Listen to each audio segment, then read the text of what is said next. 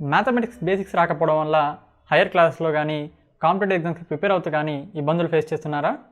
అయితే ఈ ఛానల్ మీకోసమే. మీకు మ్యాథ్పై ఉన్న భయాన్ని పోగొట్టి ఆసక్తి కలిగించేలా చేయడానికి ఇప్పటివరకు నేను ఈ ఛానల్లో బేసిక్ మ్యాథమెటిక్స్ స్కిల్స్ పైన కొన్ని వీడియోస్ చేయడం జరిగింది. ఈ వీడియోస్ అన్నింటినీ ఆర్డర్లో చూడడానికి మీకు ఇక్కడ దానికి సంబంధించిన ప్లేలిస్ట్ లింక్ ఇవ్వడం జరిగింది. ఆ వీడియోస్ అన్నింటినీ కంప్లీట్ చేయండి. మీకు ఏదైనా సందేహం ఉంటే ఈ కింద మీకు కనబడుతున్న వాట్సాప్ నెంబర్కి మీరు మెసేజ్ చేయొచ్చు.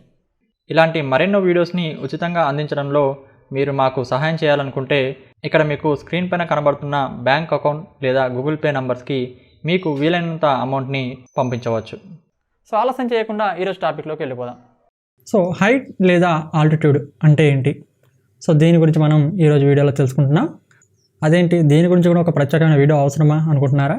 ఖచ్చితంగా అవసరమే. చాలామంది ఈ కాన్సెప్ట్ని తప్పుగా అర్థం చేసుకోవడం వల్ల సిమిలర్ ట్రయాంగిల్స్ లేదా ట్రిగనోమెట్రీకి సంబంధించి చాలా ప్రాబ్లమ్స్ని రాంగ్గా చేస్తుంటారు.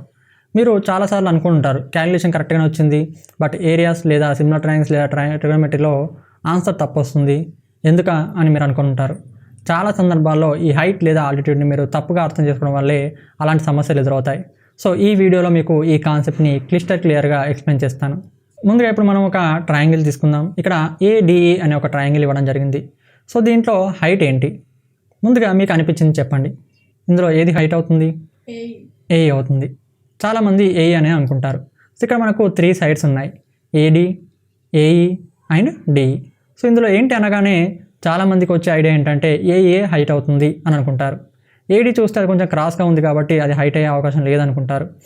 అది ఓకే. DE అవుతుందా అంటే DE ఎట్టి పరిస్థితిలో కాదని విషయం మనకు అర్థమవుతుంది, ఎందుకంటే అది హారిజెంటల్గా ఉంది కాబట్టి, రైట్? సో AE లేదా AD, అందులో AE అనిపిస్తుంది మనకు, బట్ దాన్ని హైట్గా తీసుకోవచ్చా? సో ఇది అర్థం కావాలంటే మీకు ఒక చిన్న ప్రాక్టికల్ ఎగ్జాంపుల్ ద్వారా వివరిస్తాను. ఇక్కడ మీకు ఒక ట్రీ కనబడుతుంది, అవునా?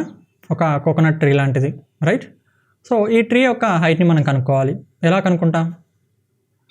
ఈ చెట్టు యొక్క మొదలు అనేది ఇక్కడ ఉంది, రైట్?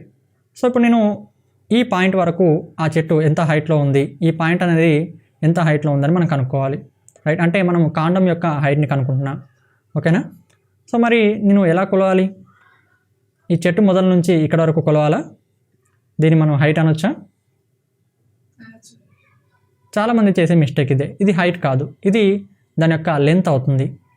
అదేంటి, లెంత్ మరియు హైట్ వేరువేరా? అవును, వేరువేరే. కొన్ని సందర్భాల్లో లెంత్ మరియు హైట్ అనేది ఒకటే అవుతుంది, బట్ చాలా సందర్భాల్లో అది వేరుగా ఉండే అవకాశం ఉంటుంది. సో ఇక్కడ హైట్ అంటే ఏంటి? హైట్ అంటే ఈ చెట్టు యొక్క చిట్ట చివరి కొన నుంచి భూమి మీదకి నిట్ట నిలువు దూరాన్ని మనం హైట్ అంటాం, ఓకేనా? The perpendicular distance from the peak of the tree, ఓకేనా? సో ఇక్కడ హైట్ అంటే ఈ పాయింట్ నుంచి మనం భూమిపైకి ఒక లైన్ గీస్తే ఆ లైన్ ఎలా ఉండాలి? 90 డిగ్రీస్లో ఉండాలి, ఓకేనా? అంటే మనం ఇక్కడ నుంచి ఇక్కడికి 90 డిగ్రీస్లో మనం కొలాల్సి ఉంటుంది. ఈ లెంత్ని మనం హైట్ అంటాం, ఓకేనా? ఇక్కడ హైట్ విషయంలో మీరు గుర్తుపెట్టుకోవాల్సింది ఏంటంటే అది ఏటవాలుగా ఉండొద్దు, అది ఎగ్జాక్ట్లీ నిట్ట నిలువుగా ఉండాలి. దాన్ని మనం వర్టికల్గా అంటాం, ఓకేనా? ఎగ్జాక్ట్లీ వర్టికల్గా ఉంటే మనం దాన్ని హైట్ లాగా తీసుకుంటాం, రైట్? సో దీన్ని వచ్చేసి మనం లెంత్ అంటున్నాం, దీన్ని వచ్చేసి హైట్ అంటున్నాం. ఒకవేళ ఆ ట్రీ కనుక ఎగ్జాక్ట్లీ నిట్టనిలుగా పెరిగిందనుకోండి, ఎగ్జాక్ట్లీ వర్టికల్గా అంటే భూమికి 90 డిగ్రీస్లో కనుక పెరిగిందనుకోండి పర్పెండిక్యులర్గా, అప్పుడు దాని యొక్క లెంత్ మరియు హైట్ ఒకటే అయ్యే అవకాశం ఉంటుంది, ఓకే? బట్ ఎప్పుడైతే ఇలా ఏటవాలుగా పెరిగిందో దాని యొక్క హైట్ మరియు లెంత్ వేరువేరుగా ఉంటాయి. సో మన లెంత్ని ఎప్పుడు హైట్గా తీసుకోవద్దు. సో ఇప్పుడు మీకు అర్థమైంది అనుకుంటాను ట్రయాంగిల్ విషయంలో మనం ఎలాంటి మిస్టేక్ చేసామనేది, ఓకేనా? సో ఇక్కడ ఈ ట్రయాంగిల్ మీరు గమనిస్తే ఈ AE అనేది కొంచెం ఏటవాలుగా ఉంది, DE కంటే కొద్దిగా తక్కువనే ఉన్నప్పటికీ, బట్ పూర్తిగా ఎగ్జాక్ట్గా 90 డిగ్రీస్లో లేదు. అలా లేనప్పుడు మనం దాన్ని AEని హైట్గా తీసుకోకూడదు, ఓకేనా? రైట్. సో మరి దేన్ని హైట్గా తీసుకుంటాం?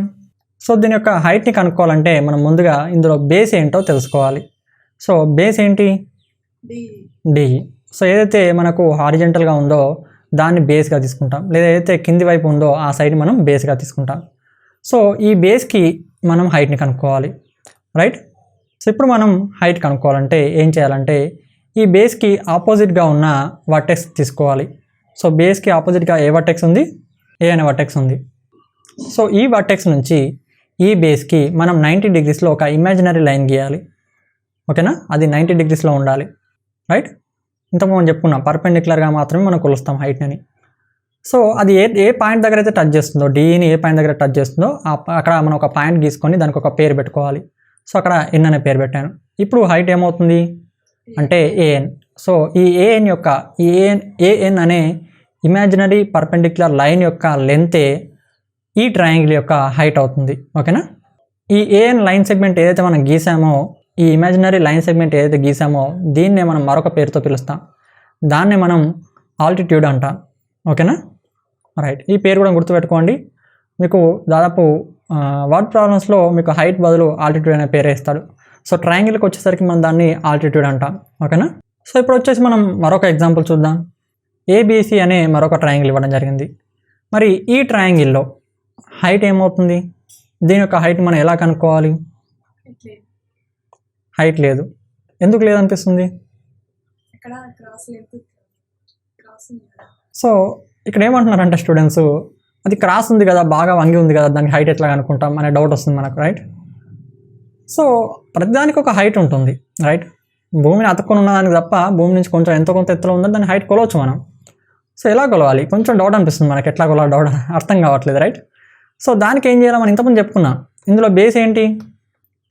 బీసీ బేస్ అయినప్పుడు మనం ఏం చేయాలి? హైట్ అంటే ఆ బీసీకి ఆపోజిట్లో ఏముంది? ఏ అనే వర్టెక్స్ ఉంది. రైట్. ఏ నుంచి బీసీకి పర్పెండిక్యులర్ గీయాలి. అయితే మనం గీస్తే అది బీసీ పైన ఉండట్లేదు కదా అనే డౌట్ వస్తుంది. రైట్. అందుకని మనం హైట్ ఉంటుందా లేదా అనే కొంచెం కన్ఫ్యూజన్లో ఉన్నాం. సో దీని యొక్క హైట్ కనుక్కోవాలంటే మనం ఈ బీసీని ఎక్స్టెండ్ చేయాలి. రైట్. ఇప్పుడు దీనికి మనం పర్పెండిక్యులర్ గీయచ్చు, అవునా. సో ఏ నుంచి ఇప్పుడు మనం పర్పెండిక్యులర్ గీసి అక్కడ ఒక లెటర్ని గుర్తించాం. రైట్. ఈ ఏడి అనేది ఈ ట్రయాంగిల్ యొక్క హైట్ అవుతుంది. అదేంటి, అది ట్రయాంగిల్ లోపల లేదు కదా, బయట ఉంది కదా అనుకోవచ్చు. మనం ఇంతకుముందే చెప్పుకున్నాం, ఈ హైట్ లేదా ఆల్టిట్యూడ్ ఆఫ్ ట్రయాంగిల్ అనేది ఇమాజినరీ లైన్. మనం ఒక లైన్ గీసుకొని దాని యొక్క లెంత్ని కనుక్కుంటున్నాం. అది ట్రయాంగిల్ ఒక పార్ట్ కాదు. సో ట్రయాంగిల్ లోపలనే ఉండాలి, బయట ఉండకూడదు అనే రూల్ ఏం లేదు. మనం ఎగ్జాక్ట్లీ ఆ బేస్కి ఎంత డిస్టెన్స్లో ఉంది అనేది మాత్రమే కనుక్కుంటున్నాం. ఓకేనా. సో అందుకని మనం ఎక్స్టెండ్ చేసుకొని బయట గీసుకున్నాం. ఓకేనా, క్లియర్. సో ఇది కొంతమంది కన్ఫ్యూజ్ అవుతుంటారు, అందుకని దీన్ని కూడా ఎక్స్ప్లెయిన్ చేశాను. ఇదే కాకుండా ఇంకొన్ని విషయాలు ఉన్నాయి మనం తెలుసుకోవడం కోసం, వాటిని ఇప్పుడు చూద్దాం. ఒకవేళ బేస్ అనేది చేంజ్ అయితే మరి హైట్ అనేది మారుతుందా? 3 సైడ్స్ ఉన్నాయి ట్రయాంగిల్లో. ఆ 3 సైడ్స్లో వేరే సైడ్స్ని కనుక తీసుకున్నప్పుడు సేమ్ హైట్ ఉంటుందా, వేరు హైట్ ఉంటుందా? వేరు ఉంటుంది. ఎందుకు తెలియదు, జస్ట్ అనిపిస్తుంది అంతే, వేరు ఉంటుందేమో అనిపిస్తుంది. ఒకసారి చూద్దాం. హైట్ ఎప్పటికీ ఒకే రకంగా ఉండాలి కదా, ఎందుకు మారాలని కూడా కొంతమంది అనుకోవచ్చు, కొంతమంది ఏమో వేరు ఉంటుంది అనుకోవచ్చు. సో మన మైండ్ ఒక్కోసారి ఒక్కో రకంగా చెప్తుంది, ఒక్కొక్కరు ఒక్కో రకంగా అనిపిస్తుంది అంతే. బట్ లాజికల్గా మనకు రీజన్ తెలియదు. సో ఇప్పుడు మనం దాన్ని టెస్ట్ చేయాలి. ఆ డౌట్ వచ్చిందంటే మనం ఆ డౌట్ని క్లారిఫై చేసుకోవాలి. సో ఇక్కడ చూస్తే ఇంతకుముందు మనం ట్రయాంగిల్లో తీసుకున్నాం హైట్. ఓకేనా. ఇప్పుడు ఇక్కడ బేస్ ఏంటి? డి. రైట్. సో మనం ఇప్పుడు బేస్ని చేంజ్ చేద్దాం. ఏ బేస్ తీసుకుందామంటే ఏడి తీసుకుందాం. ఓకేనా. సో ఏడీని బేస్గా తీసుకున్నట్లయితే మరి ఈ ట్రయాంగిల్ని ఏం చేయాలి? మనం ఏడి అనేది కిందికి వచ్చే విధంగా గీసుకోవాలి. రైట్. సేమ్ ట్రయాంగిల్ని మనం రొటేట్ చేస్తున్నాం అంతే. ట్రయాంగిల్లో ఎలాంటి మార్పు చేయట్లేదు, జస్ట్ దాన్ని రొటేట్ చేసాం అంతే. రైట్. మీరు ఒక ట్రయాంగిల్ కట్ చేసుకోండి, ఆ ట్రయాంగిల్ని రొటేట్ చేసి చూడండి. రైట్.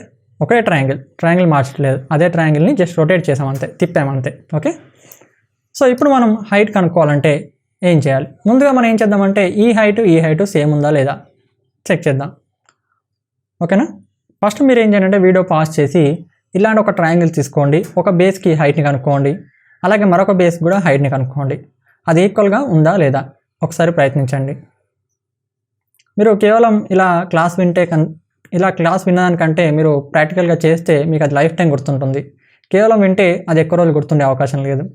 సో ఒక్కసారి మీరు ఒక ట్రయాంగిల్ షేప్ని కట్ చేసి అందులో ఒక్కొక్క సైడ్కి లేదా ఒక్కొక్క సైడ్ని ముందుగా బేస్గా తీసుకొని దానికి హైట్ ఎంత వస్తుందో స్కేల్తో కొలవండి. ఓకేనా. రైట్, చేశారా? Very good. సో ఇప్పుడు మీకు అర్థమైంది అనుకుంటాను. హైట్ ఈక్వల్గా ఉందా, వేరువేరుగా ఉందా? వేరువేరుగా వస్తుంది. సో వేరువేరుగా ఎందుకు వచ్చింది? సరే, ఇప్పుడు మీకు స్క్రీన్ పైన చూపిస్తాను.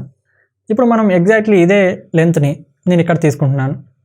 సో చూసారా, కొంచెం తక్కువ ఉంది. రైట్. సో మనకు అర్థమైంది ఏంటి? వేరువేరుగా ఉంటుంది. సో ఎప్పుడైనా బేస్ చేంజ్ చేసినప్పుడు మన హైట్ని కూడా చేంజ్ చేయాల్సి ఉంటుంది. చాలా సందర్భాల్లో కొంతమంది ఏం చేస్తారంటే బేస్ని వేరే తీసుకొని హైట్ని అలాగే తీసుకుంటారు. దానివల్ల కూడా క్యాలిక్యులేషన్స్లో మిస్టేక్స్ వస్తాయి. Okay, right. సో ఇంతకుముందు చెప్పుకున్నట్టుగా దానికి ఒక పేరు ఇచ్చుకున్నాం. సో ఇక్కడ ఈఎం అనేది హైట్, ఇక్కడ ఏఎన్ అనేది హైట్ అయితే ఇక్కడ ఈఎం అని తీసుకున్నాం. ఇక్కడ ఎన్ తీసుకున్నాను కాబట్టి ఇక్కడ ఎం తీసుకోవాలి, వేరు లెటర్స్ తీసుకోవాలి. ఓకేనా. ఇక్కడ మీరు అర్థం చేసుకోవాల్సింది ఏంటంటే బేస్ మారితే హైట్ కూడా మారుతుంది. ఏ బేస్ అయితే తీసుకున్నారో ఆ బేస్కి ఆపోజిట్ ఉన్న వర్టెక్స్ నుంచి మీరు పర్పెండిక్యులర్ గీయాల్సి ఉంటుంది. ఆ పర్పెండిక్యులర్ లైన్ యొక్క లెంతే మనం హైట్ అంటున్నాం. సో ఇది ఇమాజినరీ లైన్, అంటే మనం డ్రా చేస్తున్నాం. అక్కడ యాక్చువల్గా ట్రయాంగిల్ అది ఒక పార్ట్ కాదు. ఈ విషయాన్ని మనం గుర్తుపెట్టుకోవాలి. సో ఇక్కడ మీరు గమనిస్తే ఇక్కడ మీ కన్వీనియన్స్ కోసం, అంటే మీకు అర్థం కావడం కోసం నేను ఇక్కడ ఏం చేశానంటే రొటేట్ చేశాను. మీరు రొటేట్ చేయకుండా కూడా గీయచ్చు. ఎలా గీయచ్చు? ఫర్ ఎగ్జాంపుల్ ఏడీని బేస్గా తీసుకున్నారనుకోండి, ఇక్కడ ఈ నుంచి మనం హైట్ గీయాలి. అంటే ఈ నుంచి 90 degreesలో ఒక లైన్ సెగ్మెంట్ గీయాలి, రైట్? సో ఈ దగ్గర పాయింట్ తీసుకుంటున్నాను. ఈ పాయింట్ నుంచి మనం 90 degreesలో ఒక లైన్ సెగ్మెంట్ గీసాం. సో ఇలా కూడా మీరు గీసుకోవచ్చు. మీరు కన్ఫ్యూజ్ అవుతుందంటే కొంచెం రొటేట్ చేసుకొని కూడా గీసుకోవచ్చు, ఓకేనా? బట్ ఇది 90 degreesలో ఉండాలి. ఆ విషయాన్ని మాత్రం గుర్తుపెట్టుకోండి, రైట్? ఇలాగే డి నుంచి కూడా ఏఈకి మనం 90 degreesలో ఒక లైన్ సెగ్మెంట్ గీయచ్చు. అది ఏఈ బేస్గా ఉన్నప్పుడు హైట్ అవుతుంది, ఓకేనా? ట్రయాంగిల్లో ఈ హైట్కి సంబంధించి మీరు మరికొన్ని విషయాలు తెలుసుకోవాలి. అది తెలుసుకోవాలంటే మీరు ఈ ప్రాక్టీస్ చేయాలి. ముందుగా మీరు ఒక ఈక్వలేటరల్ ట్రయాంగిల్ తీసుకోండి. అందులో 3 సైడ్స్ని ఒక్కొక్క దాన్ని ఒక్కొక్కసారి బేస్గా తీసుకొని హైట్ని కనుక్కోండి. అలా వచ్చిన 3 హైట్లని అబ్జర్వ్ చేయండి. వాటి యొక్క వాల్యూస్ ఎలా ఉన్నాయి? మీ అబ్జర్వేషన్ని కామెంట్లో తెలియజేయండి. అలాగే తర్వాత isosceles triangle, right angle triangle తీసుకొని సేమ్ అబ్జర్వేషన్ చేయండి. అంటే 3 సైడ్స్ని ఒక్కొక్కసారి ఒక్కొక్కదాన్ని బేస్గా తీసుకొని మీరు హైట్లని కనుక్కోండి. అవి ఎలా ఉన్నాయి? ఈ అబ్జర్వేషన్ నుంచి మీరు ఏం తెలుసుకున్నారు?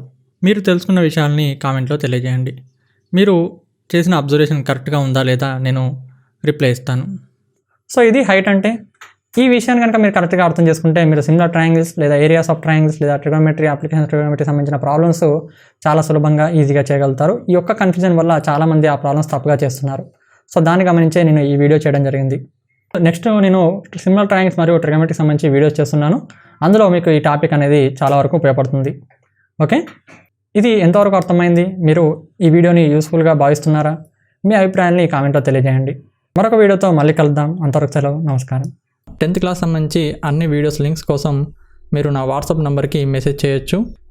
ఇప్పటివరకు నా ఛానల్లో చేసిన అన్ని వీడియోస్ని మీరు ఇక్కడ స్క్రీన్ పైన కనబడుతున్న ప్లేలిస్ట్పై క్లిక్ చేయడం ద్వారా చూడొచ్చు.